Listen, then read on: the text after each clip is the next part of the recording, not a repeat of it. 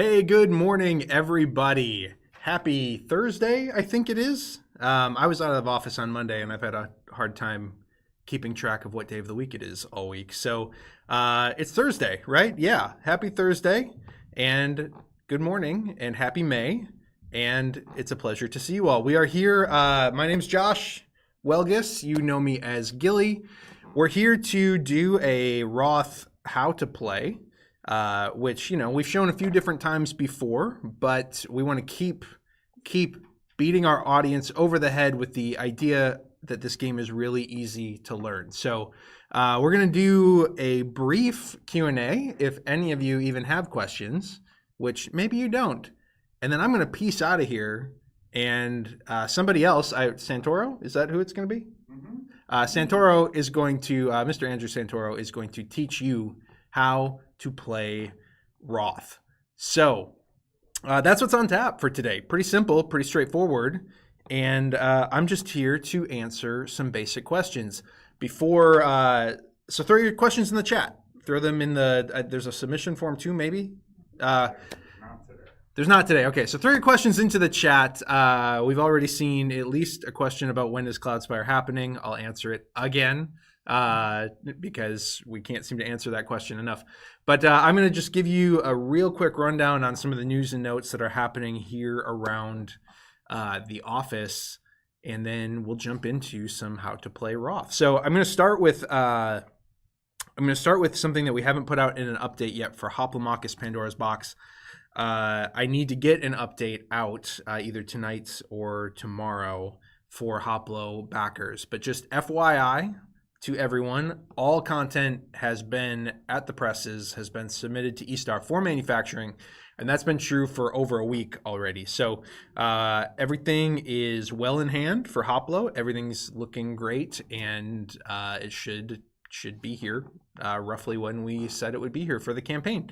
So that is great news. In the meantime, as it relates to Elder Scrolls, we are very, very, very, very close to showing the rulebook. We may even send out the rulebook for Elder Scrolls this week yet and give you a chance to read it over Memorial Day weekend for those of you who are U.S. stateside, or over just a regular weekend if you are anywhere other than America. I don't think any other countries celebrate Memorial Day this weekend. Not Canada or anybody? Nope. Okay.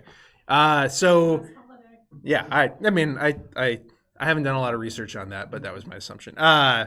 So I think we will have the rule book coming possibly today or tomorrow. I'm not promising that, but we're in a pretty good place on that, assuming they get through all the edits that we are doing internally on it.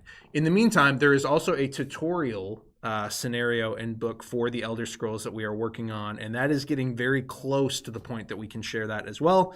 So that will not be shared with the rulebook. But it will be shared shortly after the rulebook for all of you to look at. So again, our goal is to kind of get everything to a point where we're like, yeah, we don't think anything really needs to change from this point. What we really want to catch are really basic clarifications that maybe that we didn't pick up on in our internal process, and then also just look for like typos and grammar issues, that kind of thing. The little stuff we want to make sure that we allow y'all to crowd edit this a little bit so that when it goes to print, it is the most comprehensive and buttoned up document we have ever put forward. It is a large book, but it is extremely comprehensive, and I think for all the quibbles that over the years that we've heard about the Too Many Bones rulebook and it not being exhaustive enough and leaving a lot of ambiguity, this rulebook does not do that, but it is a beast. So again, we're in the process of starting to look at in-depth tutorial videos and all that kind of thing. We're going to be doing a diced tutorial for the Elder Scrolls, though we haven't signed a contract for that specifically yet. That the wheels are turning and things are in motion for that. So that's kind of what's going on. And then in the meantime, all of our initial prototypes, sort of pre-production copies of the Elder Scrolls are in production, are in manufacturing, and we're starting to get some samples in. So I don't know exactly, I'll put these on camera. This is a complete set of, switch to the top-down camera. This is a complete set right here of Elder Scrolls dice in their final color, and these aren't quite printed exactly the same way that I can take these lids off if there's any glare, I don't know. These are not printed the exact same way that the actual mass production copies will be. I think these are a digital print, which is a slightly lower quality than what you would see in the final version. But you can see all the pretty colors for all the various skill lines in the game. And this does not include Valenwood. So there are some more skills in the Valenwood box as well. So there you go. There's all of the dice for the Elder Scrolls. Things are moving along. We got an updated box. It's still not quite perfect, but we do also have an updated sample of the big box for the game. I didn't bring them down here, but we have the mini chips that cover your skill lines in the Elder Scrolls. Those are, we got the final color samples for those. Those are looking great. So again, everything is moving and everything is looking great. So the one question that I know we saw in the chat, and I'm still not seeing any questions here on the iPad. So if y'all don't have any questions, that's fine too. The one question I do know is asked is when Cloudspire? Cloudspire when? Again, the hope is that Cloudspire, not the hope, that campaign will be going onto GameFound in October. And we will have much more to share about that very soon. Right now, our focus is primarily on wrapping up the Elder Scrolls, wrapping up Wroth, and then preparing for our 20-strong Tanglewoods campaign, which is coming on July 9th.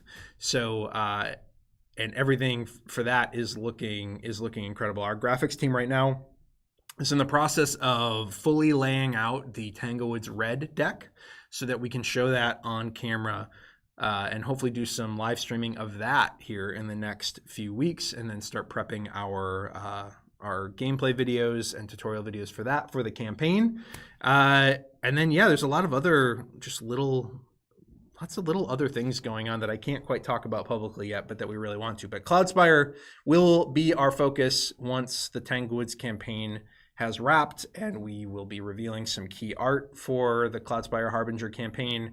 We will be generating a preview page on GameFound that you'll be able to follow. And then, of course, we'll be starting to share much more about what you can expect in terms of products for that campaign, which we have largely locked in. And I can, I can tell you there are at least 2 new factions, and I'm not going to reveal anything else besides that. So there's at least 2 new factions. That's what I can tell you right now. I'm trying to think. I think in the last Wroth update we did show the updated sculpts of the hex tokens, of the troop tokens for the game.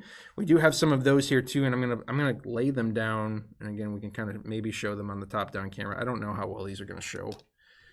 These were just resin printed on our 3D printer here in the office, and again we got the Runin and the Paladin and the Coda and the Uglon token here. The other ones got a more significant. Oh, Santoro's gonna come and figure out a better way to show them. No, maybe. No. Oh. Okay, there we go. That looks good. Oh, guys. Yeah, so and these sculpts have changed a little bit even from here. What we did is we 3D printed the first draft essentially to see what was working and what was not. And again, I think I showed some pictures of that in the last Wroth update. I can't really remember. It's been a couple weeks, I think. But these are coming along really nicely, and we are awaiting some samples of those from our manufacturer to kind of lock them in and lock in the shape and the color and everything of the sculpted tokens. We did, shortly after the campaign, actually, we got some samples, some much better looking samples than these transparent ones we got some samples in from China for the original design of the hex tokens, and in their solid color, we didn't get enough of them to play with, but in their solid color and slightly bigger size, I think these are 8.5 millimeter, and I think the final design is going to be about 9.5 millimeter. They are looking much, much better, and they work much better on the map from a visibility standpoint, and even from a tactile, just being able to grab them, not having them tip over, et cetera, et cetera. So we're really excited to show you those as soon as we have them ready. It's going to be a little bit before we get to that. So, yeah, I mean, I think that's kind of all the big news that I can talk about here at Chip Theory. We have locked in a spring campaign, and I can't talk about that. I don't want to talk about that yet because we need some key art and a logo for that as well. But I will just say that our spring campaign will not break your wallet. That's Why is there a link there? yeah. Remember how I always say, you'll know if I'm winking at you because I'll wink at you, and I'm winking at you. So take that to the bank. I don't know. There you go. Are there any questions in the chat, Amanda? Not really. Not really? There's one about, do you have any updates on our trove chest shipping? I don't have any updates other than I believe it's on the boat right now. I think they'll be landing fairly soon. So I think the timeline that was sent out to anybody who pre-ordered a trove chest via email from our support team, I believe about a month ago, is still accurate. That has not changed. So we are still on schedule for I think like end of this month to start shipping them, I think is what that update was. I don't read your email. You should have gotten an email from support if you pre-ordered a trove chest, and the timeline, as far as I know, is still completely accurate from that email. So I'm blanking slightly. Trying to keep all the timelines for all of our different products that are in the works right now is a little bit of a lot. I'm not great at keeping all of those timelines straight because we have so many things that are being like worked on and made right now that yeah, I'm not 100% sure, but the email should still be accurate. There have been no delays. Everything is moving along smoothly, and so on and so forth. Oh, one other thing I can show. So this is in the update. We showed the white box of what the Wroth base game box is going to look like. Now you can kind of see it to scale. So this is the final shape and size of the Wroth box. I'm going to put it. Oh yeah. So this is what we showed on the campaign. It's a useful. Yeah, this is what we showed on the campaign, and this is the actual size that we're going to go with. It's going to be similar to like our Too Many Bones and Undertow boxes, unbreakable boxes, in that it is going to be absolutely packed to the gills. It's going to be a very solid brick full of gameplay content, neoprene, and PVC, and only one chip aside from the mini chips. So there you go. This is the again, you can compare the size at the end of the day. There you go. That's what the actual size of the Wroth box will be. And then from the side, you can see it's also not quite as tall. So we're going to need to reformat this cover art a little bit to make it work with this box, but that is what we are going with. Thank you, Mr. Santoro. So if there's no other questions, I'm not just going to sit here and fill dead air. Question about Elder Scrolls add-on. Oh. Secret add-on. Oh, the secret add-on. Yeah. We're going to have to talk about it soon because the Pledge Manager's only open for another like 2 months-ish. We're planning on closing the Pledge Manager again like the week or day after Gen Con closes.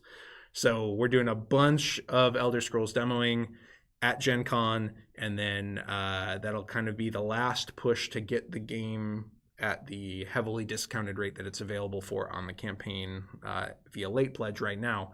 I believe we are still waiting on an updated sample. Again, our manufacturer Gameland over in China, they are working overtime and doing everything they possibly can to get us all this stuff. Again, they're working on the samples, they're working on the prototypes, they're working on getting all this stuff kind of buttoned up and finalized. And this particular add-on right now is taking a little bit less precedence than like getting the actual pre-production samples of the game out the door and over to us. So yeah, I think we are still waiting on a final updated prototype of that, and that was largely based on how a few of the final game components came out. Again, this is not a gameplay item. This is a deluxeified accessory, is what I would call it, for the game, and it is not brass mags. So there's been lots of speculation that we're doing Elder Scrolls brass mags right out of the gate, and we are not. So possibly when we do an expansion campaign, we would look at brass mags, but that hasn't been decided yet. If you want brass mags, make sure you go buy Too Many Bones brass mags, because that's the best way to tell us that you like brass mags. Go buy the Too Many Bones ones or the Burn Cycle ones, because that tells us, yeah, do brass mags. That helps us. But yeah, so anyway, the update that will feature the rulebook, I can say will not feature still this deluxe add-on that we've been kind of teasing and talking about. But we do very much want to show it off and allow you to purchase it very, very soon, because we are running out of time in the Pledge Manager. So yeah, that's the answer to that question. Ambiguous and not helpful, and there you go. Let's see. The day progress counter for the Elder Scrolls is super cool. Will you sell something like that on its own for Too Many Bones? We have talked about that internally. It actually started with the 20 strong tracker, if that makes sense. So the Elder Scrolls one is a little bit of an evolution of the 20 strong chip tracker and dial. And we will be we'll be continuing to talk about that. We haven't committed to selling them separately. We've kind of thought about like, oh, would people be interested in buying these for, as a health tracker for a TCG, or as a upgraded tracker for health for games like Unmatched or Dice Throne or whatever. We've talked about it over the years, actually, because this has been something that we've been working on for a while, and we've thought we've thought at points we were going to just offer them separately, and we haven't ultimately made any final decision on that. So maybe again, let us know if that's something you'd be interested in purchasing, either for Too Many Bones or for any other game. There's some other things too, like the Fortress source and health trackers for Cloudspire. I think we haven't locked this in yet either, but it would be cool to have the double thick chips like we do for the Hoplo Heroes and Scions, because that would allow you to grip and turn those better. We did that for the day tracker in Unbreakable with the Adventure Map 3.0. So yeah, I don't know. We've got a lot of ideas kind of rattling around. Let us know what's of interest to you. No decisions have been made on that. Those are things that we're always just kind of trying to keep our ear to the ground before we make a decision. When will the Pledge Manager close for Elder Scrolls? So again, we're planning on closing it like right after Gen Con. Gen Con is the very first week of August. I forget what the last day of Gen Con is. I believe it's like August 6th. I might be slightly off on that. I'm seeing a waving. Around there. Yeah. Around there. Okay. There was a waving hand in the background, and I was like, I don't know what that means. So yeah, it's around August 6th or 7th, and the plan is basically to get back from Gen Con and lock down the Pledge Manager. Now, that doesn't mean... August 4th. Oh, August 4th is the last day of Gen Con. Okay, so plan for it to close August 5th. I think in my head I have August 6th, just because we usually take at least one day off after Gen Con to rest our throats and get over con crud and travel and all that kind of jazz. So it'll be around the 5th or the 6th of August that the PM will close. Everything will move to pre-order status on our website at that point, so that is not your last chance to order the game. But I think it's $195 or $198 on the late pledge campaign right now, and the final MSRP of the game is going to be in the $225 to $230 range, plus shipping, and you get free shipping if you back now. So if you are still on the fence about Elder Scrolls, now is the time. Do not hesitate. Do not wait. We have another question coming in. Oh, when will the PM for Hoplomachus close? Likely right around the same time. So those games are kind of, right now, it's kind of going to, they're being made at two different factories. So one is being made with E-Star, that's Hoplo. One is being made with Gameland, that is the Elder Scrolls. And depending on how the manufacturing process goes, they will likely kind of end up almost right on top of each other. And so the timeline for the pledge manager is also very, very similar. We haven't firmly locked that in because we just sent the Hoplo stuff to print last week or a little over a week ago. And so we're kind of waiting to get a report on how the manufacturing is shaping up. But bottom line, we want to leave both, or we're trying to leave both kind of open as long as we possibly can, because we want to take in as many pledges as we possibly can. But plan for the first week of August for the Hoplo one as well, and we'll make an announcement if it's going to be open longer than that, if that makes sense. I have a note here to tell folks about QuakeCon. Yes, so the week after Gen Con, so the second week of August, QuakeCon in Grapevine, Texas, which I believe is a Dallas suburb. We will be at QuakeCon, and we are right now working out the best way to get a whole bunch of Elder Scrolls demos happening at QuakeCon in Texas as well. So we probably have like 100 to 200 people watching this right now. All of you who are in the Dallas, Texas area, all 2 of you at most. But if you're interested in playing Elder Scrolls and you can't get to Gen Con, or you didn't get a ticketed event, or you didn't get an event ticket to play Elder Scrolls at Gen Con, if you're in the Texas area, the week after Gen Con, QuakeCon, which is Bethesda's like big convention that they do for their fans, we will be there. I will not be there personally, most likely, because I'll be at Gen Con, but we will have a booth presence there, and you will be able to sit down and play the Elder Scrolls there. And those are not ticketed events. There may be some signups that happen to reserve a slot, but that will not be ticketed. We'll just have, I think, somewhere between 2 to 6 tables of the game running pretty much for the duration of QuakeCon for people to experience and sit down. So look forward to that as well. I don't see any other questions. So like I said, I'm not going to sit here and fill dead air. I'm going to let Mr. Andrew Santoro get in here and teach you guys how to play Wroth again, so you can understand how easy this game is to table. I'm so excited to have this game in our catalog. It is by far our easiest game to teach and table, and I think that's going to make it a joy for all of you to experience, either later this year or early next year, depending on how manufacturing goes. So we're going to take a quick 5 to 10 minute break, I believe, while Andrew gets set up. But thanks for joining us, and you will see some updates for all of our campaigns coming very, very soon. Look forward to that. Look forward to the Elder Scrolls rulebook.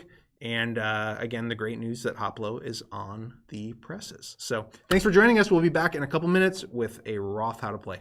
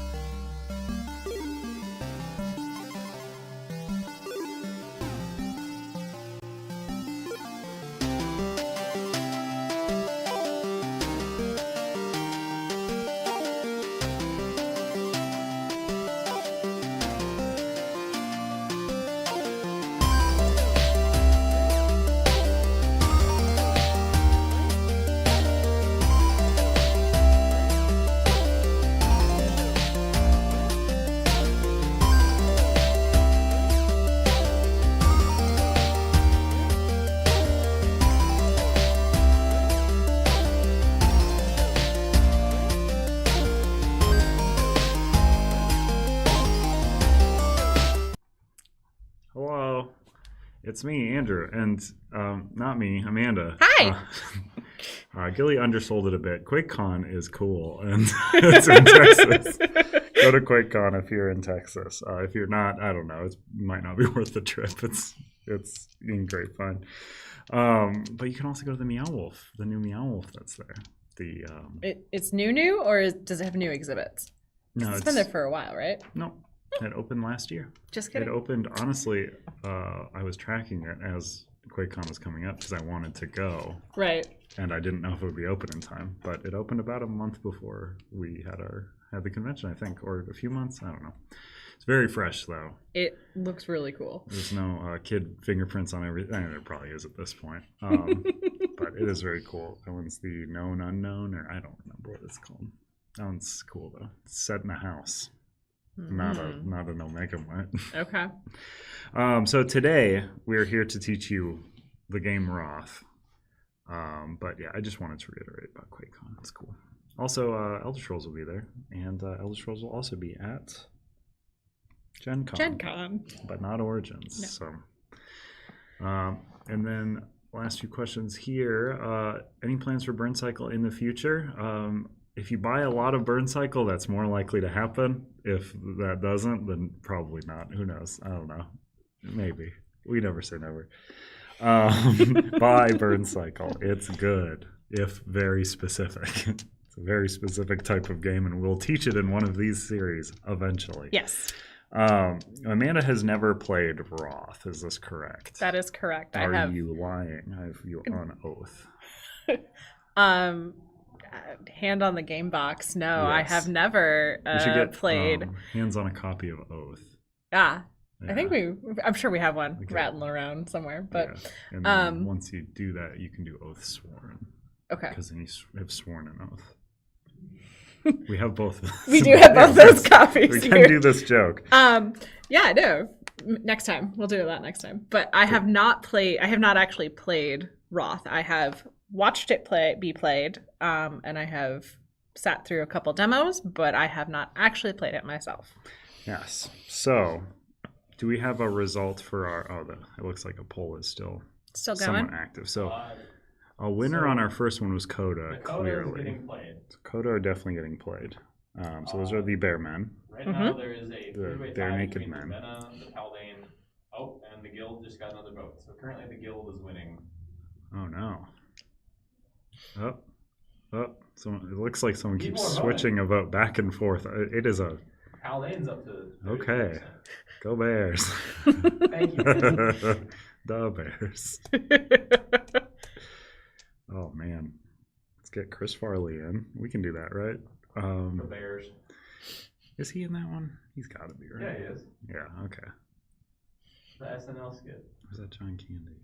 I don't know. I've seen that. I've seen those. I know those sketches more from people talking about them. I think I've seen them Than once as a actually- child. Yeah. As a Get your child. votes in now. We're going to close it in a couple seconds. Closing it in seconds. Oh, also up top, we will be back for our next one is on June 4th. These are going to be switching to Tuesdays. June 4th, we'll be doing a game show. Who knows what it is? I probably do. I would say, Maybe.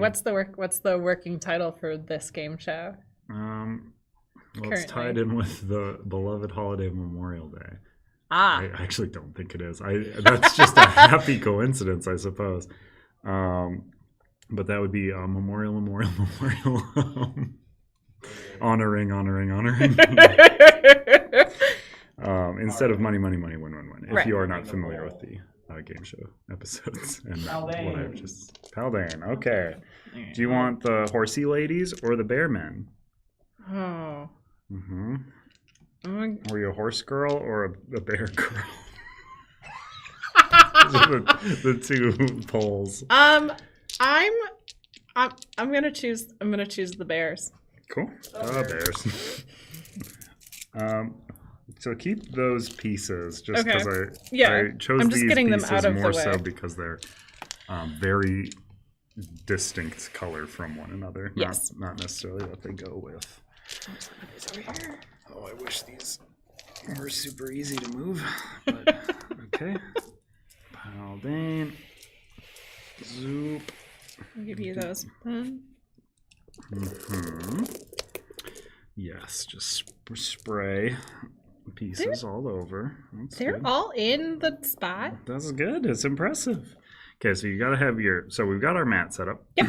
I'm going to just barrel through some rules for setup, and then we'll get into game. Up top, I know people always act like these how-to plays are very long when the actual teach of the thing is quite short. So we are going to do a full game, just so we know how to do this. This question is slightly being cut off by a heart emoji. Will there be a rerun of Too Many Bones Trove Chest? The answer is probably always yes. I know there is likely a point in which we stop doing them when people stop getting them, but there will be, I can almost guarantee, I'd say about 95% likely that we will be doing. I'm fairly certain we've had that asked like a month or two ago. It will be asked in every live stream. Yes, that's not to comment on it. The best answer is to just continue to watch for the updates because that's when we'll watch be our releasing channels, that information. But it is pretty reliably our holiday sale. We will do pre-orders for the Trove Chest. And then they will ship likely in Q2 of the following year. That will likely be the case for the foreseeable future. 20 years from now, probably not the case. Probably you'll be wanting Elder Scrolls Trove Chests. Don't ask for those right now if it's in one box. Don't want a Trove. You shouldn't want a Trove Chest for something that's one box because a Trove Chest is one box. What are you doing? But sometimes you need a box for your box. For the box that holds the box. Yeah. Okay, so we have our mats. I've set them up ahead of time for clarity's sake. You have all of your special units. These are the ones represented by dice, is what I'm going to call them, but they're technically cubes because you don't roll them ever, which I guess is a distinction. All right. The pieces on your mat that are not the cubes are these little guys. These are your like basic grunts. Ironically, yours are called runts. While mine are called Leonids. Okay. They're lion warriors. And yours are little bears.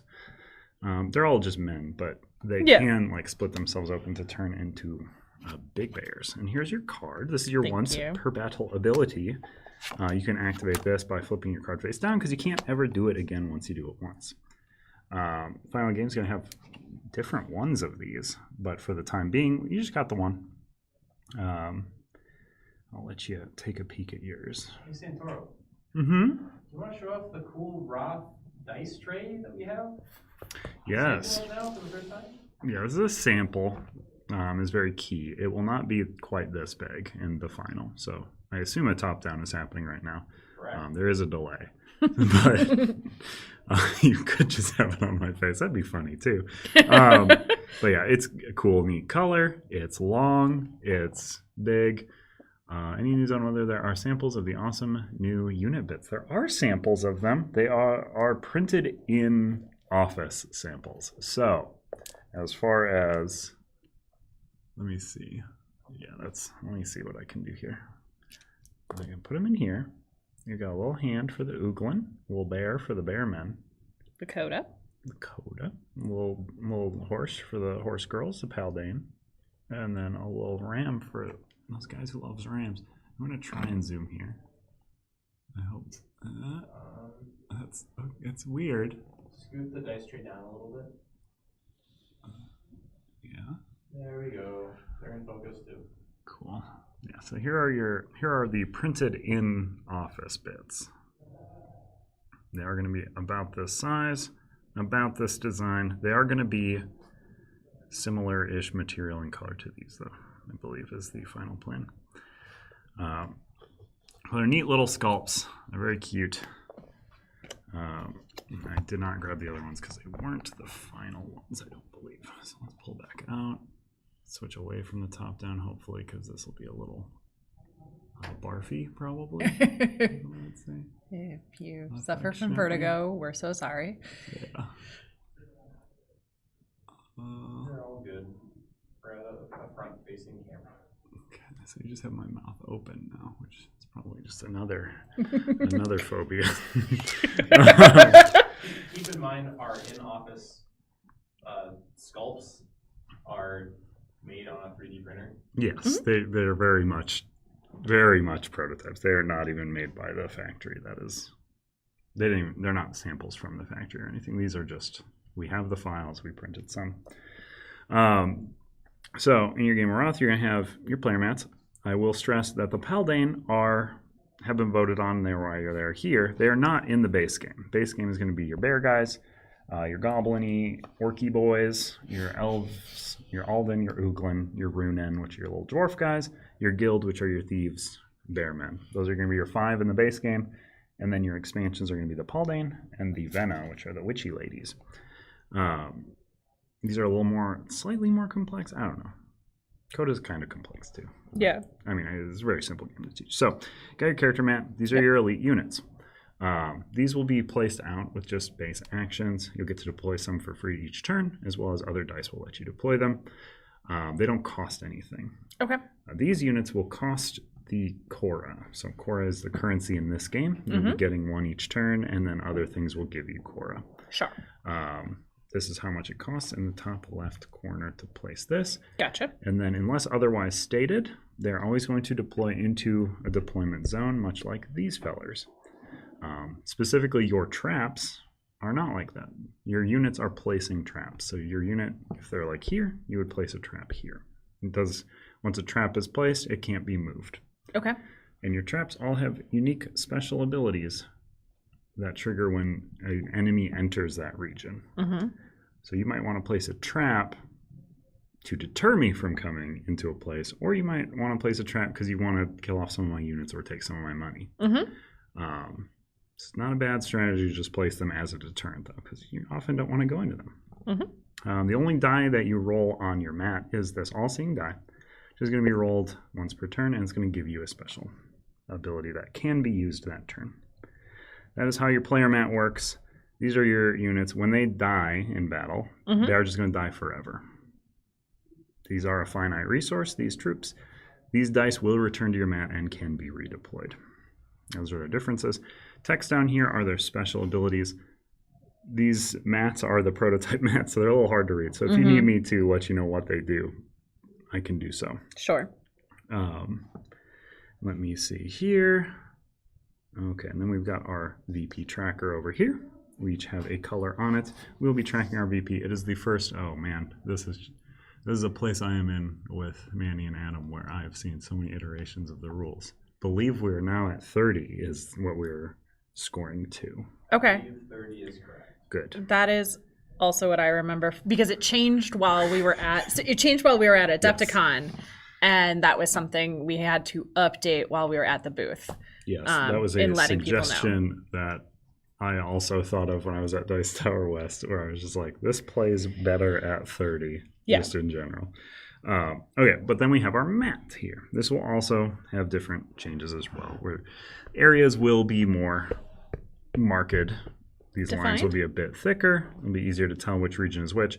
And then each individual region will be numbered versus there's currently a card that shows you the numbers, but I will just let you know there it's kind of intuitive because it goes 1, 2, 3, 4, 5, 6, 7, 8. So kind of a spiral into the center.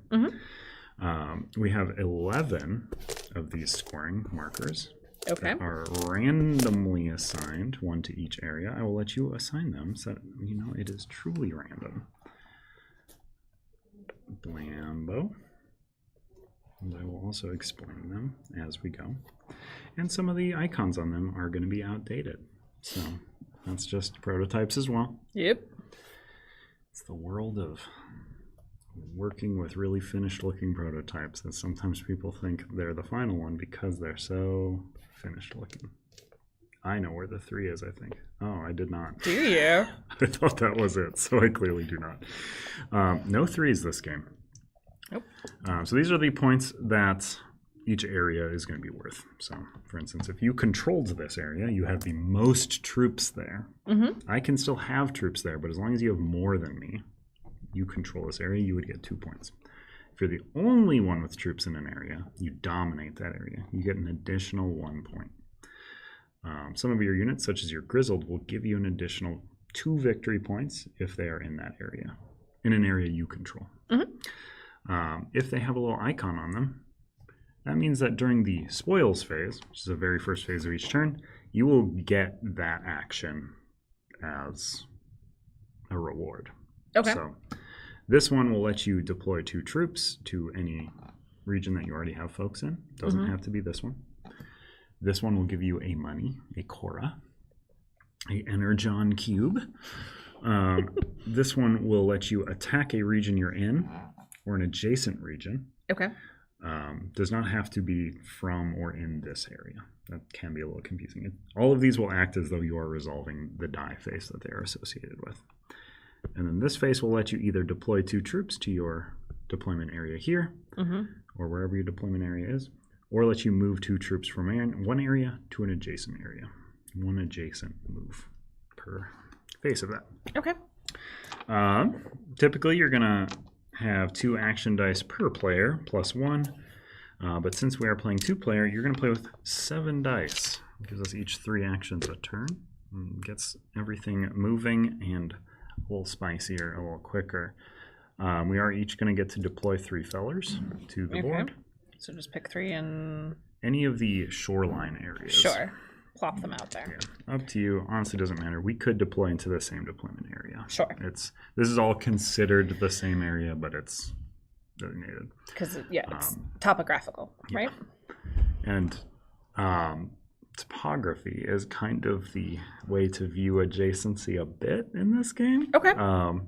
It becomes quite clear after playing it once. Honestly, a few turns in, you'll 100% get it. But the thing that people have the biggest sticking point with learning is that from your shoreline region, your adjacent areas are region 1, 2, 3, 4, 5, 6. Is there any way that you could go up one level to get to? Sure.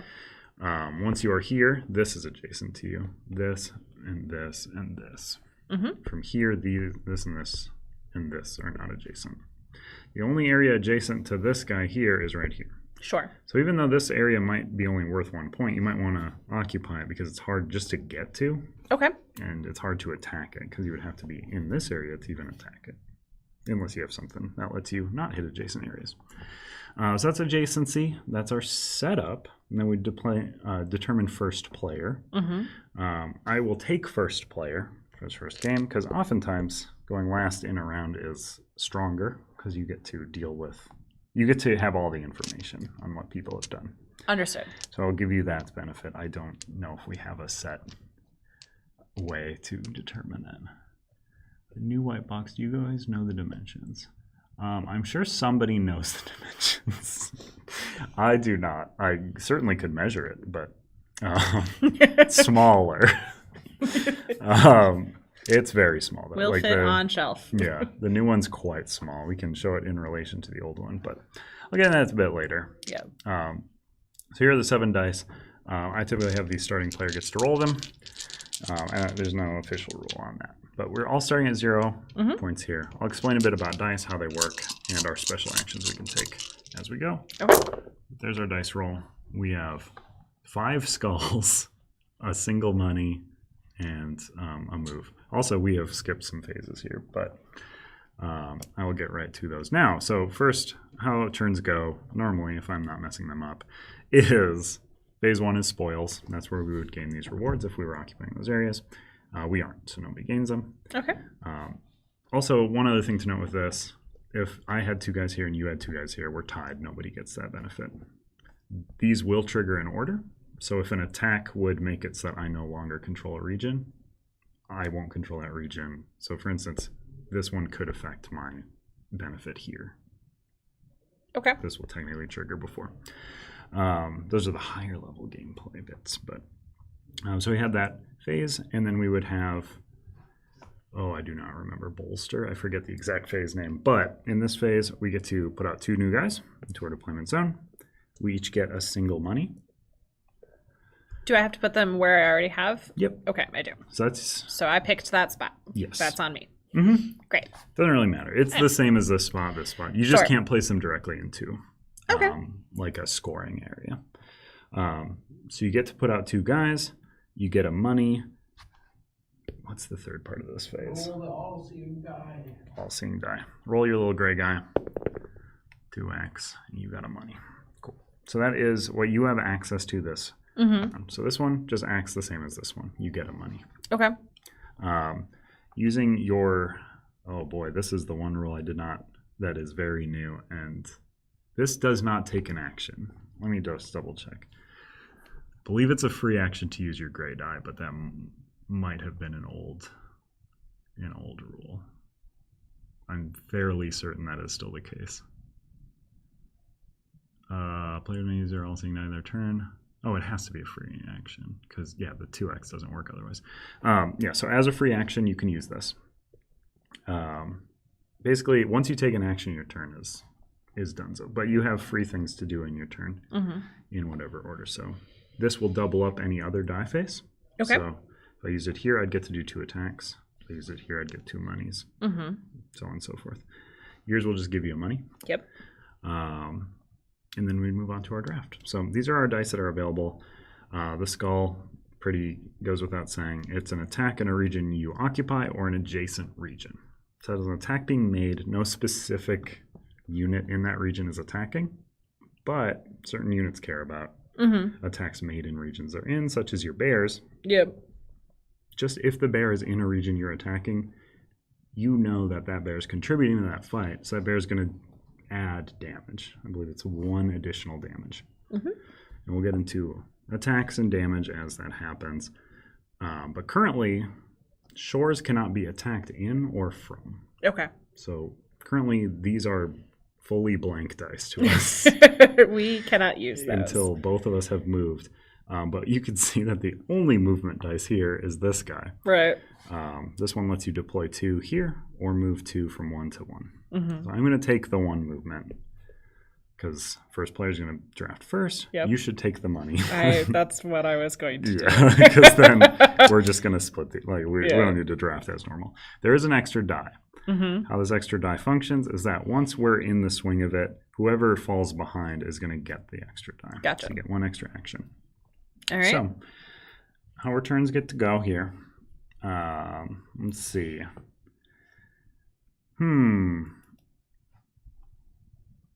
So what you can do during your turn, and I'm starting player, so I'll go here. You can use a die to take its action. So I could use this to play 2 guys. That's probably what I'm going to do. Additionally, if you want, you can spend Cora to deploy elite troops. Again, unless they specifically say otherwise, they're going to deploy here. That is not an action. So you can just do that free. If you had 10 Cora sitting on your mat, you could go summon, summon, summon, summon, summon, summon. It's as much as you have to spend, you can do. Okay. Free action. Gray die can be used as a free action. Other free action you can do, you can activate your once per battle if you want. That would be a terrible idea for me to do right now. A slightly less terrible idea for you, but again, most of them you don't want to use turn 1. Right. Other than possibly the guild. The guild's quite good on turn 1. And I believe it has now been augmented so you cannot use it on turn 1. But what I'm going to do, and the last thing you can do, so you can use a die face to take the action, or you can spend 2 of your dies to take the only special action, which is you can choose a region you're in. For now, this is the only region I would ever choose, and move any number of troops from here to any number of adjacent regions. So if I wanted, I could go 1, 2, 3, 4.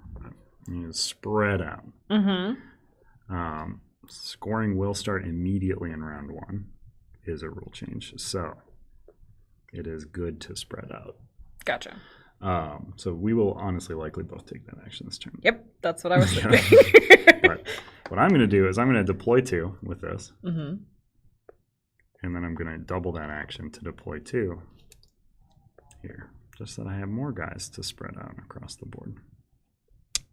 And then those are my used up dice. My turn will pass over to you. Okay. Well, I'm going to turn those in so I can put 2 out. No. No, sorry, what? No, you can. So the spending 2 sprays them across. Oh, that's the board. right. Gotcha. Yep. Okay. Just kidding. Great. Well, I'll take both my Cora. Take 2 monies. 2 Coras. Okay. And you can sit on them right now as well. I think Remember, I'm going spending to. them is a free action. So Sure. If you next turn, like before your big move that you're probably going to do, Mm-hmm. you could spend them to drop one of those guys out, or you could move and drop a bunch of traps. Mm-hmm. Honestly, placing these guys is silly though. So Right. So I'm not going to place those just yet. Especially because the other rule they have so many extra rules because they're such big, strong bears. Is when they move into a region, they hit that region for 1 damage before they enter it. So, I have to move into regions before you do. So now I go my all move. Yep. So I'm going to burn the 2. I'm out of dice. And I'm going to move to any number of adjacent regions. I could spread. I do have more people than you. But I think I want to secure the benefit tokens because they're very strong. I'm going to throw 4 into the free attack. 3 into the money. No. And then 1 over here. Mm-hmm. That's just going to get overtaken, but I just want to try to get all the benefits. Okay, I have secured all the benefits. Yep. For the moment. I will also spend my 1 Cora to put down a shield. Where do I want to secure further? Shield here. So what my shield does, it gets deployed to a region I'm already in, and they can't be moved ever, much like your traps.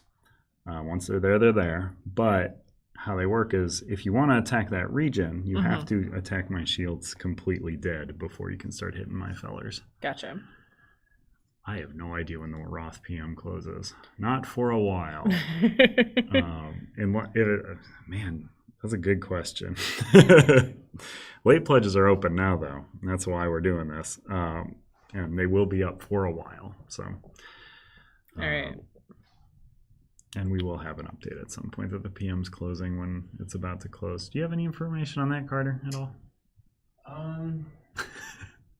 It's okay if I not. mean, I'm going to assume it's probably going to be open longer than Hoplo and Elder Scrolls. And those Yes. are closing early August. Yeah. So, Because Wroth is, I believe, projected to ship Q1.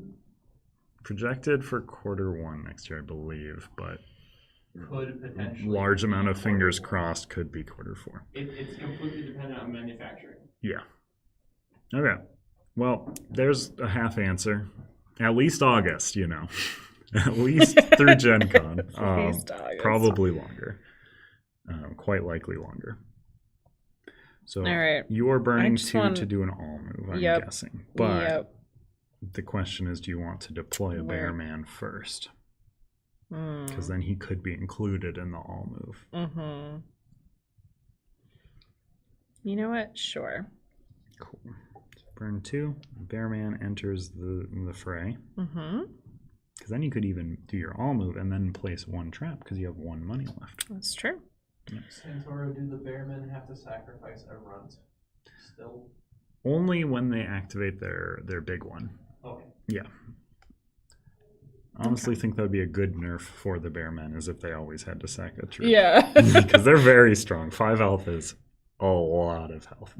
That's another thing I did not specifically say. The numbers on the die are their health. Sure.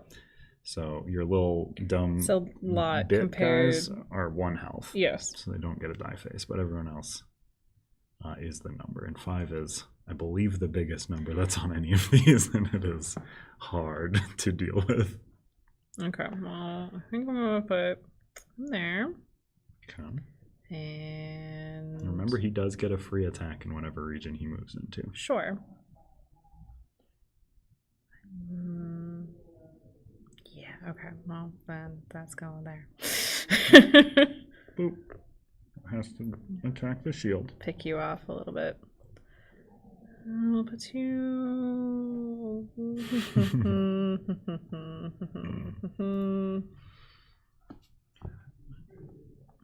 Double check this while you are doing that. Alright. I'm gonna dump 4 over there. Cool. All right. Yeah. Okay. That's Yep, you will get my money. That is definitely gonna happen. Mm-hmm. Okay, so now we're into scoring. So up here, I control and dominate region 1. So I get 1 point for the region plus 1 point for the domination. So I'm at 2. Over here, you control, but you do not dominate. So you get the 1 point. Down here, I control, but I don't dominate. So I only get 1 point. Then over to here, nobody's there. Up here, I control and dominate, so I get 2 points. Over here, you control and dominate, so you get 3 points. And then nothing. So pretty close off the bat. And then this switches at the end of the turn. Okay. And then here's my favorite thing to do as well, is that when you use a die, you can just chuck it back in the That's dice true. tray, because it's not going to get used again until we reroll. So top of the round, we have our spoils. So for this one, I get to deploy 2 into any region I already occupy. No! Then we're going to go over there. Hold up. Huh, I have 5. I'm going to get a money. Classic St. Torres. I love the rules lawyer wins. Here, I'm going to hit this bear for free. Okay. Nothing. And then here I can move 2 or deploy 2. I'm going to move 2. I don't know if that's a good move, but that's what I'm going to do. All right. No benefits. So that phase is complete. So our next one, we are going to deploy 2 fellers to our zones. We're going to each get a singular money. And then we are going to roll our gray dice. So you got the money I get again. 1 more money. I got that. Or you'll get that when you use that. Oh, when I do it. Thank you. And then mine is a attack that deals 2 instead of the normal 1. And then gather all those 7 and give them a roll. You will get 4 dice. This goes up. Win. That's me. That's so much more movement than Yeah. last time. I Interesting. can do some moving. Okay. And the money. And you get to pick first, because it is you. I'm gonna take some movement. Because it feels like something I should do. Yeah. I mean, the biggest weakness of the bears is if you can't move them. But, Yep. And I can't even starve you on movement, which stinks. Because there's just so much. I'm going to take a money. Let's take another movement. I will take a movement. I'm gonna take an attack. Let's get some movement. I've got a big attack. All right, So and you so will then get I an get extra attack. that then. attack as well. Okay, cool, And then you will get to start for your turn. great. And it's 2 troops, right? Yeah, Or it lets 2. you move any 2 from one area to another area. It's up to, so you don't have to move 2. Sure. And again, you can spend money, deploy a guy before you move if you would like. You can also plop some traps if you want. And you get to look at what's on the bottom of those traps. I do not get to see. So you get to know what. You're not randomly placing one of these. So these are on the bottoms of each of those. Okay. And if you place them in a region, when I enter the region, I will trigger the trap. Okay, but if you are If I'm already there, there. it doesn't do it. Yes. Hmm. And they get placed into a region you are in already, I believe. Okay. Well, yes, I'm gonna spend to drop a trap. Mm-hmm. The bottom of the dice cube thing shows the type. Yep. Yes. 2 of each. Yeah, you will have I'm just 2 of I'm each. just trying to find which ones I have where. Yeah. Is really That's a good move. Good to keep them somewhat random. know which one I'm using. Yeah, and you're fully able to shuffle those up when you return them. No, I was going to show how to do a co-op, but I actually don't think we are, because I have realized in this moment that I do not have the co-op AI cards. So I don't actually know how any of them function at the moment. So we're going to do PvP today. Okay. Bear, bear, bear. Bear, bear, bear. So you don't want to place it there. No. Because I can never enter that region. That's right. Because once you're on the board, you can never re-enter shores. I'm going to place it there. That's good. Because now we're tied, and if I try to break the tie, I'll trigger the trap. Mm-hmm. You're not going to like it. Unless I do this. Santoro, people like your shirt. Thank you. It's from Ragstock. $25 off the rack. Wow. So this specifically says place 2 into a region you already occupy. So that is also how that face reads, the one we've never hit yet. Okay. So I would just parachute some fillers in and avoid a trap, but if anything else moves those guys moves in there. Okay, cool. And then actually, I'm going to set another trap. Boo. Just gotta find the right one. Boo hiss. Yeah. That one. Cool. Love it. Oh, the other thing on traps is I cannot attack your traps until you have no other troops in those regions. Mm-hmm. So that can be quite annoying for me. Okay, and then I can actually take an action. Yeah. Put those. Deploying 2 fillers? Yep. Cool. Okay, I am going to spend 2 money, get a little horsey. And I'm just going to get a money. And that is my turn. Okay, I'm going to deploy 2 more. Okay. And they, whoops. Those go into your deployment zone. So, where I've already got people. No. That Just one's specifically deployment zone. The arrows let you put them into a region you're in. Gotcha. So I could put them over there? Yeah. Okay. I mean, it's all the same deployment zone. Okay. Yeah. So, no, that's fine. We'll just start from there.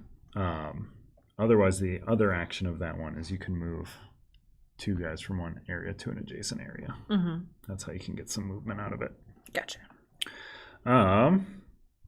Also the blue is going to be a little confusing with this. These are both me, this blue circles and these orange dice. But yeah, no, they're it's just fine. high contrast to the red, so that's why I chose them. It's all good. Let's see. Don't want to trigger your traps, but I think I will end up doing that anyways. Okay, well, I'm going to move to do that. I'm going to move these 2 into this area, and then my horses get 1 extra movement out of any move. It's their ability. Mm-hmm. And they also get to smash a face in the region that they're leaving, as long as they do move 2 spaces. So they basically kick you on the way out. Yeah, they use your face as leverage to get that extra. So ouch. Smack that bear as he's leaving. But I did enter this space, so I do trigger this trap. What? Okay. Don't love it. Attack for 2 attack. damage. So, and that specifically, if you want to be a stinker about it, just says attack that faction for 2 damage. Does not currently state in this region. I believe it might. But, it might in a little bit. yeah. So, if you want, you could pick off 1 and 1. It feels very not thematic. So I don't know if that's the case. But currently, as worded on Matt, attack that faction for 2 damage. That's true. All blue pieces and orange dice are my faction. Get him, Amanda. Yeah. I mean, you know how bad it is for me to have this. Yeah, no, we're taking those. Those are mine. That makes sense. Okay, and then this is return to your mat. You can shuffle it around on your mat, so I don't know which one it is. And that is, I believe, that's my movement. So I could use this gray die, I suppose. I don't think there's a lot of reason for me to do so right now. So I'll pass. Okay. So I'm down to my attacks And your free and my free monies. And your once per battle if you want to use it. Yeah, I feel like the second round is probably not the best time to use it. Yeah. Just We are pretty neck and neck score wise. I have right not. Now. I have. You know, I have. Never playing the game Yeah. doesn't mean I'm gonna blow everything up on round 2. Metal tokens. We don't even have the real plastic tokens right now, so we certainly don't have the metal ones yet. They're on their way. That being, I mean, they're not on a boat or anything. No. But yeah, they'll be here eventually. Eventually. I'm Okay. very excited for the little metal bullets that we're making, basically. Just little metal guys. Gonna be so cute. Can I attack this? In fact, you have to attack that before you can attack my other guys. Well, that's one. Okay, and when you make an attack in a region with a bear, it hits for 2 damage. So you get to hit the one off of that, and then you can hit one of my guys for the other one. Great. And that is your turn, unless That's you my want to turn. spend your or grab your money. Yeah, I'll take my money. Hey, look, I've got some over there. I forgot I had some on the side. Let's see. So I hate that bear.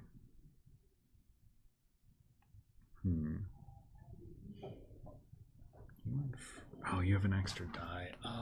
Yeah, it's so bad to go last in this game. I do hate it. It is such a good catch-up mechanic because it just guarantees you're going to go last. Well, I'm going to kill the bear. So I'm going to use my 2 attack to attack it for 1, 2. And then I'm going to use this move die to just move my horse in and out to kick off the face of that bear. So a lot of work to just punch a bear a bunch. I don't know if it's worth it. We'll see. I might also burn this Cora. Let's burn a Cora. Throw down another shield. Oh no. Yeah. I'll throw down a shield here. I'm gonna protect my cool horse. Okay. When's Well, the next Wroth update coming? I don't know. Roughly a month from when the last one came. Who knows though? It's always roughly a month though. Always roughly a month. We're pretty good about all that. okay. I am going to spend a Cora to deploy a trap. Mm-hmm. But I don't know which trap I want to do just yet. Yes.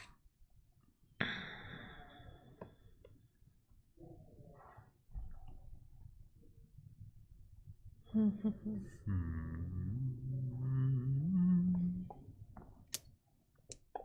I'm just churning through my troops. We both are, I suppose. All right. So you can't send one in an area you don't occupy. I don't occupy. Thank you. Nope, that's fine. Okay, and then I can't put it there either, because I'll never enter that space. so I can put it here, which then changes which one. Yes. Actually, no. I'm gonna stick with it. Is it a Yeah. good idea? I don't Yes. know. I mean, you can tie me in that region, which would make me not score, because if you Right. attack one of... Or no, you couldn't, because my shield is yeah. going to take that hit. Okay. I was a smarty pants about the shield. So then I've got this attack to do, and I can only really attack in. You can attack me here from here. Okay. You can attack me here in here. Or from... but yeah, those are the only... And then you can attack within here, but it'll hit the shield. Right, it's gonna hit the shield. Okay.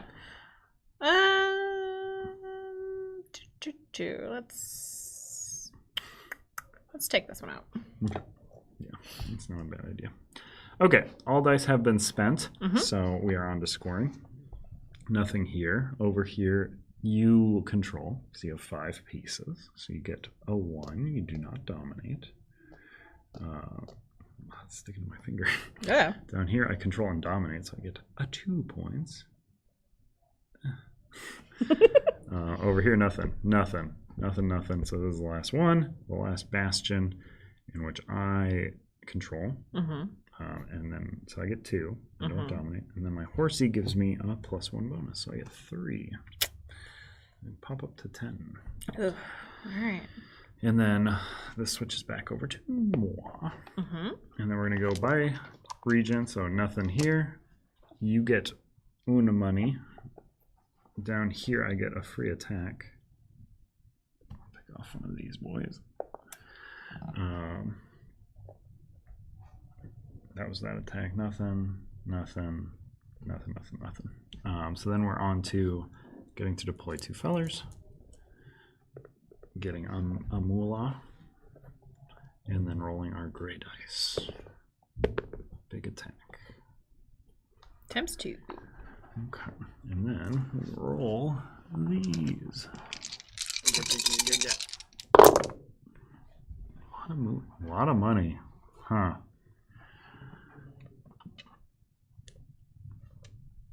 Oh yeah, it's a good $1 sticker. Go to glorp.com. That's where this is from.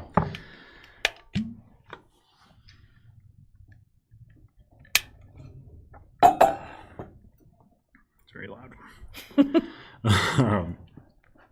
Oh, and I'm picking first. You sure are. Herm. And you're picking last and last.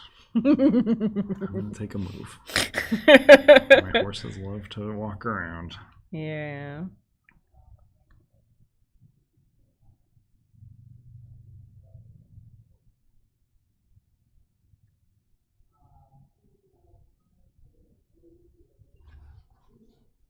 That's on me. Wow, I'm so sorry.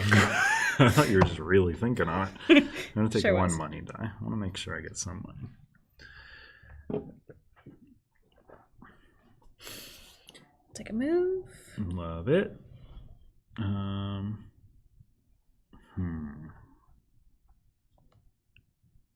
get 1 horse for this cost. I can start spending money. I can put shields down. I do like shields, but I feel like I gotta start moving again. Oh man. I'll take the move. Move is so strong for you. You get free attacks with it, and that's yours as well. Sweet. And then I lead off the charge.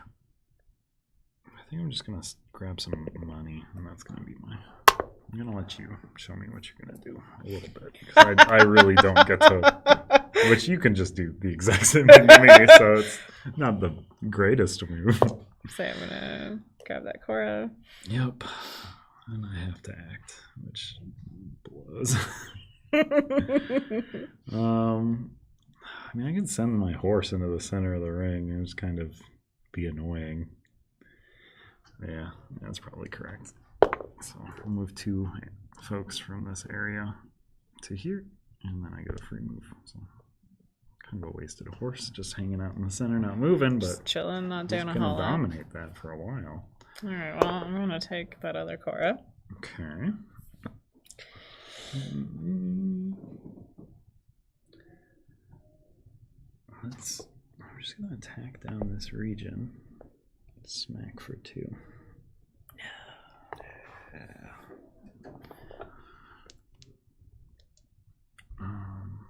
And then I do have to still do a thing. You have so many actions after I do stuff. Oh man. I have to make it count. I'm gonna spend 2 Cora. Put down a horso. I'm gonna. Oh no! If it's an attack that faction, it's real bad. Or is it? It's probably fine. So you move 2. I'm gonna move 2 here. Boom. We're spreading. Mm-hmm. All right, I'm gonna spend 2 Cora so I can put out a bear. Don't love it. And then Spend 2 Cora. I was gonna say I'm gonna spend 2 Cora. I'm gonna put out another bear. Also, a fun thing you can do. Mm-hmm. You can spend these to take that big move action. True. That can be doubled. Also, this can be spent as one of the two to make that big move action. Okay. So I assume you want to make a big move because you've got a pile of boys that aren't doing anything. Thinking about it, yeah. Well, think about doing that. Those two together. So That's not bad either. which I can send.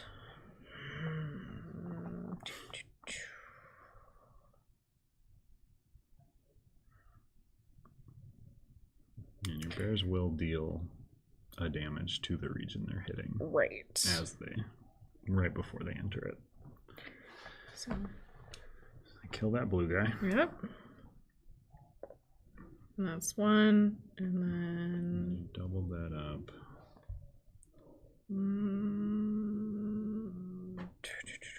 we're gonna go in here. So that takes Takes one. that down. Yep.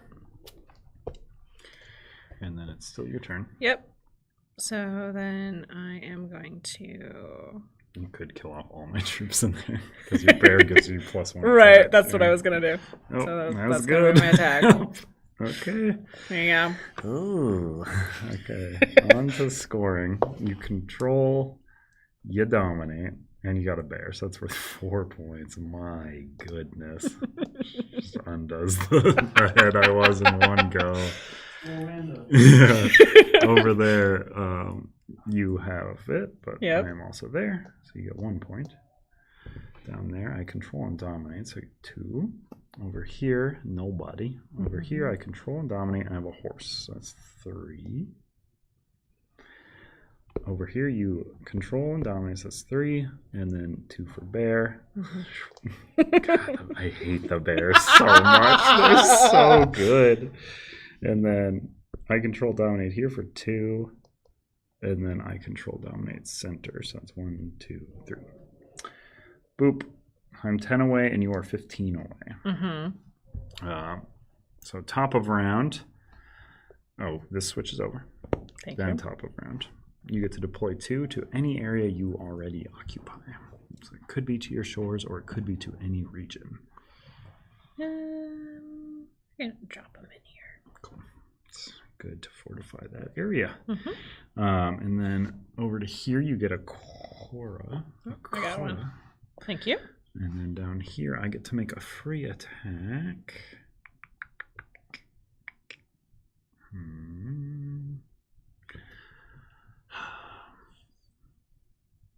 Man, oh man. The bears. The bears. I'm going to make a free attack here. Adjacent. Okay.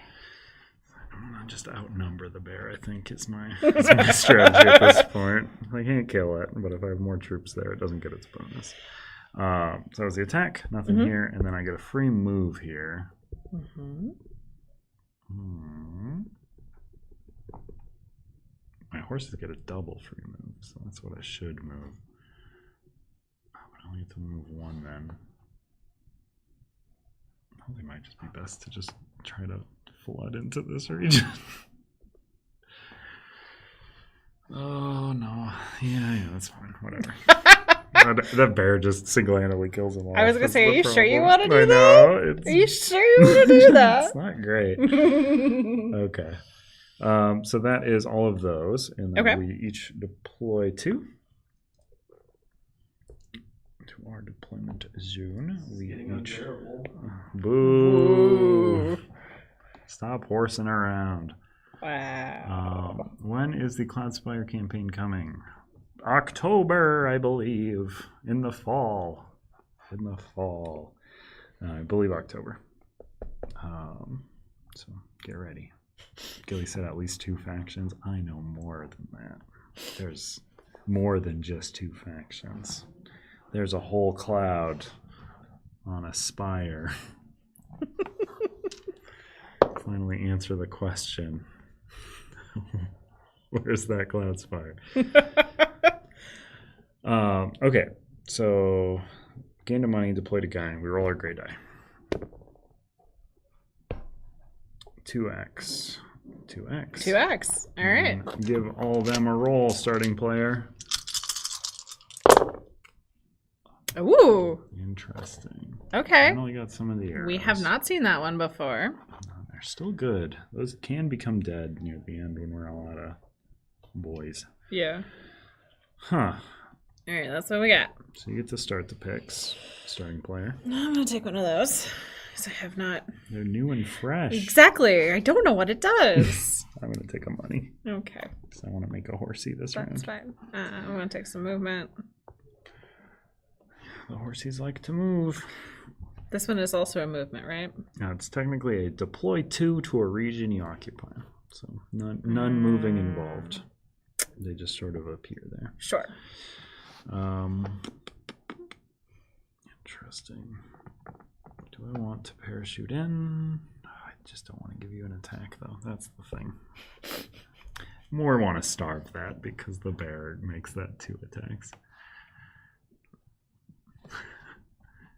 More, not necessarily more factions, more stuff than just 2 factions.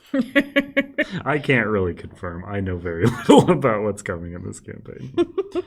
I'm excited for the 2 factions that I know of.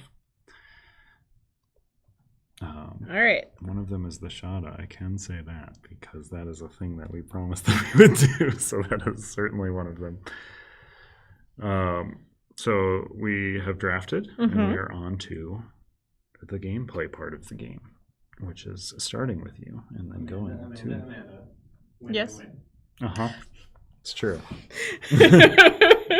We'll see. I feel like yep. Let's see. Okay, so this one for those, this is a new dice. So this allows me to do what again? Sorry, one more time.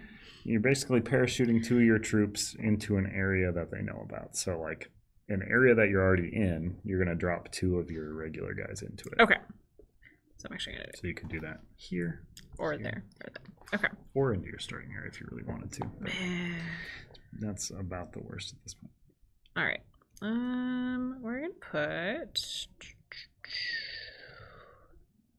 these guys over here. And rest in. Okay. I'm just gonna gain money for the time being. That's money. I'm going to move these up to here. I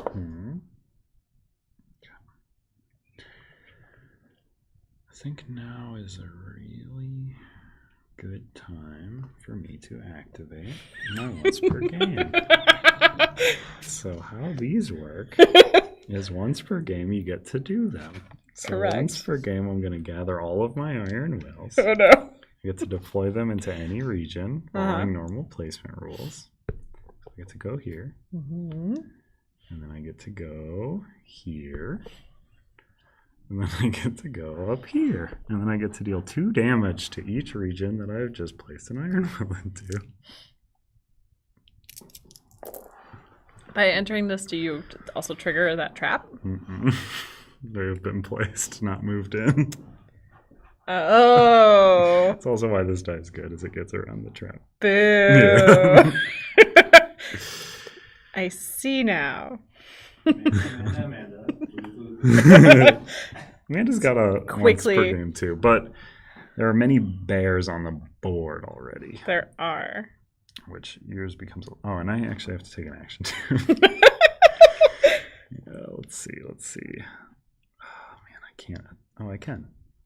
I will double an attack and go attack. Bloop, bloop, and burn all those. So I'm down to just moving. Okay. I see. Oh.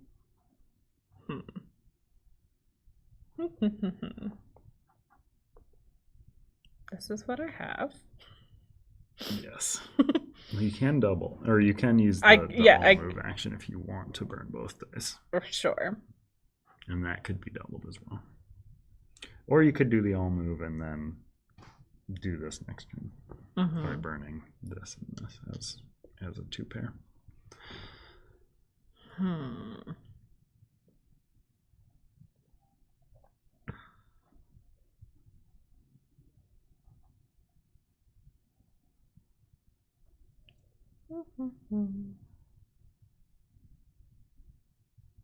But that would give me last action, which I know is rough.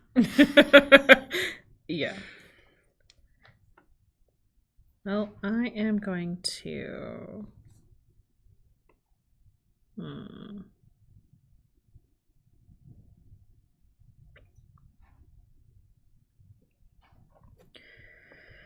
All right. So I can just drop. Is it 2 of these troops or 2 of these troops? It's 2 of your regular troops. Or no, yeah, it's 2 from your mat. From to my mat. anywhere on the board. Anywhere on the board. That you are in. Sure. So it'd be here Yep. and here currently, because I have cut you off quite a. You have. Yes. So we're gonna throw them there, and then that's that Okay. for right now. Okay. I'm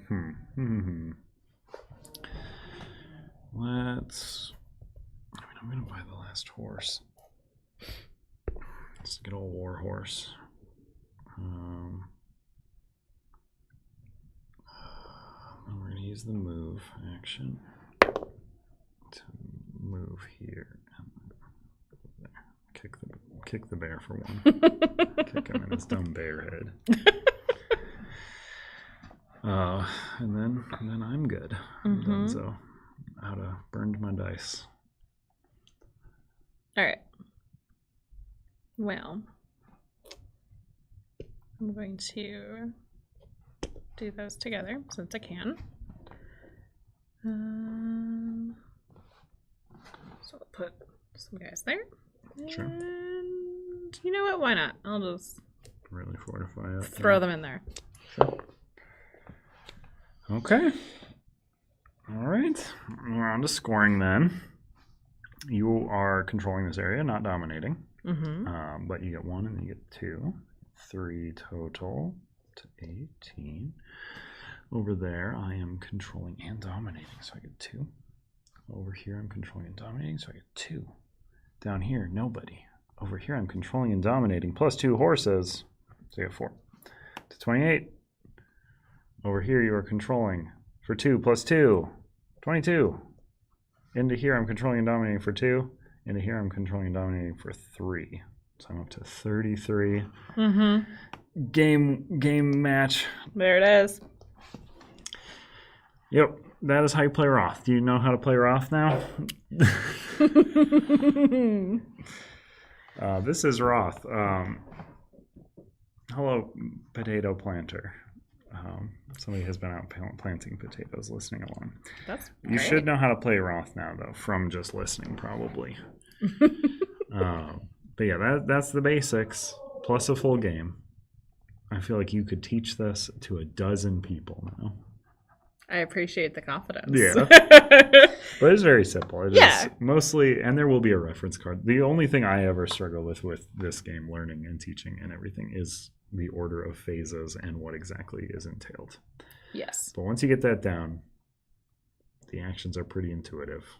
And none of the factions are wicked complex. I think you could pick up and play any faction at this point now that you've played them. Yes. Yeah. They're honestly one of the more complex because of the traps and the bears having roughly 100 abilities. Yeah, this game is very colorful. You should definitely pick it up. It's very neon. But yeah, that's Wroth. Again, I was going to teach co-op, and we're at 5% battery remaining. Oh, don't worry about that. That's fine. Let it die. Oh, yeah. I was going to teach co-op and /solo, but I don't have the cards. But essentially how those work, I can give you a brief rundown. Sure. Is we would get less troops. Okay. In 2-player, we would start with 20 each. 20? Is it that much? That seems like a lot. Am I wrong? Maybe 50. So for 2 players, we would have 5 action dice. Okay. so we would have less than 7. We would be starting with 15 troops each, and we would get to deploy 3 as normal.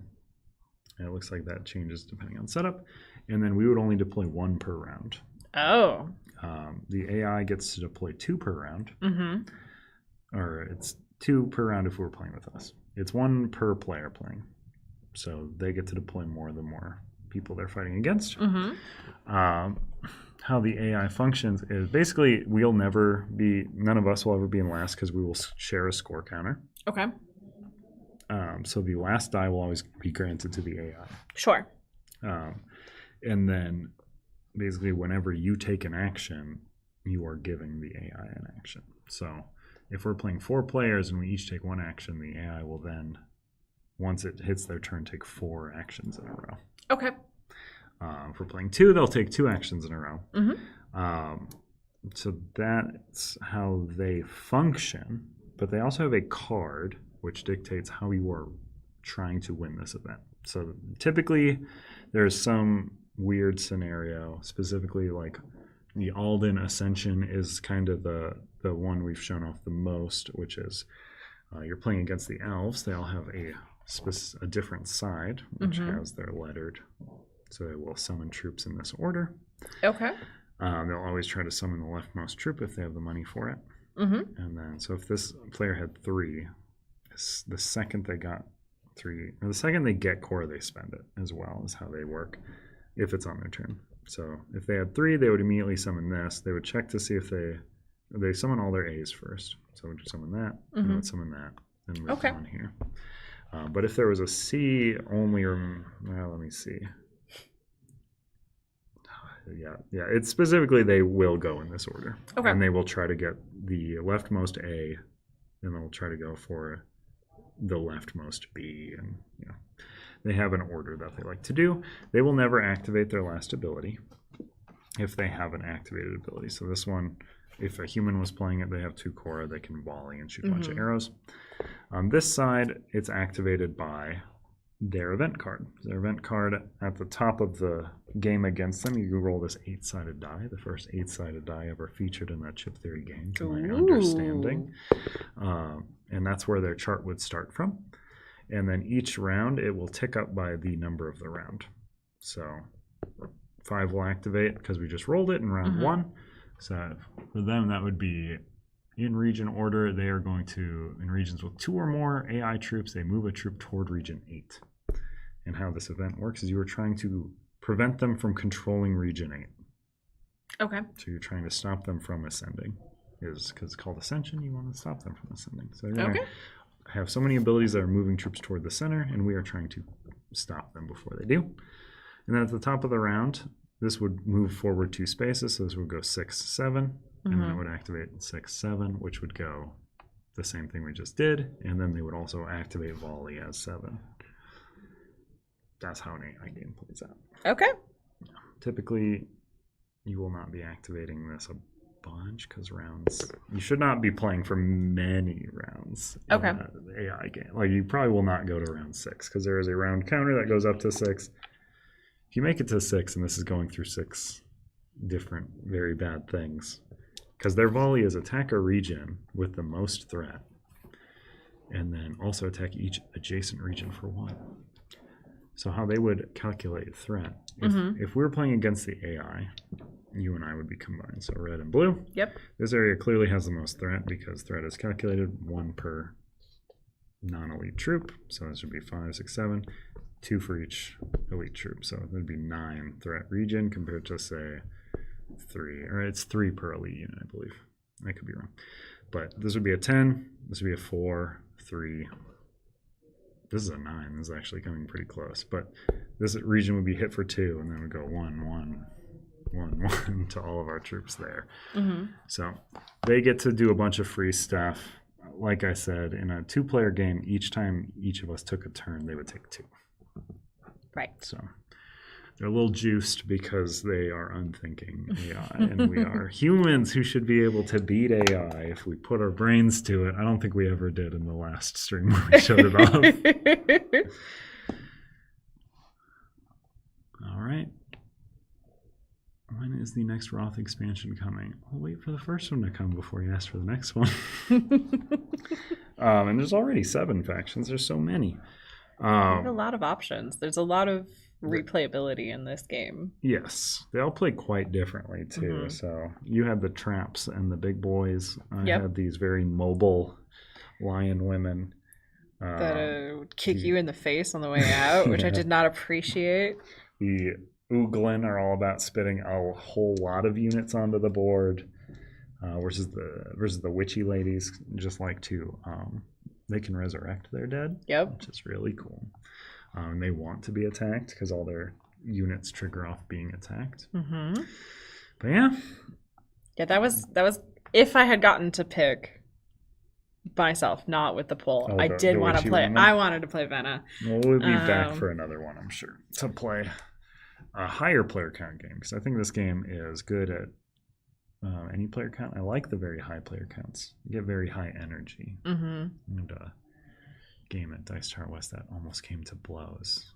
Wow. Fake blows. It would not have done that, but it was a very, very high energy game. Am I playing Splatoon? No. We're playing Wroth. This is Wroth. That's Wroth. It's just very colorful. All right, but that is us for today. I have given a brief explanation on solo co-op. Honestly, with what I said, you should pretty much be able to pop into a game. It runs on very much the exact same rule set. The AI's dice do a little bit different stuff. It's usually just the thing you can do plus 1 or 2. Sure. So they're just better.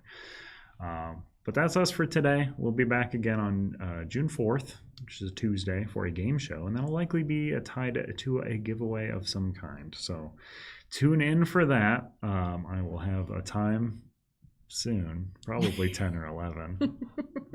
But, yep. Goodbye. Thanks for tuning in. Bye. Bye.